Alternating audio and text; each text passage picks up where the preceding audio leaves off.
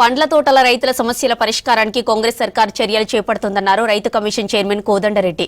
నల్గొండ జిల్లాలో ఉద్యానవన రీసెర్చ్ సెంటర్ను సందర్శించి బత్తాయి, నిమ్మ రైతుల సమస్యలను ఆరా తీశారు రైతు కమిషన్ సభ్యులు.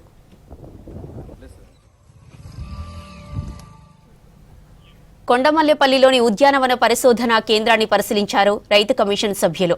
ఉద్యానవన శాఖలో పరిశోధనలు, రైతులకు అందిస్తున్న సేవలు, పంటల వివరాలను ఉద్యానవన సైంటిస్టుల ఆఫీసర్లను అడిగి తెలుసుకున్నారు కమిషన్ చైర్మన్ కోదండరెడ్డి. ఉమ్మడి నల్గొండ జిల్లాలో బత్తాయి, నిమ్మ పంటల గిట్టుబాటు ధర, దళారుల దందాపై కమిషన్ దృష్టికి తెచ్చారు బత్తాయి రైతులు.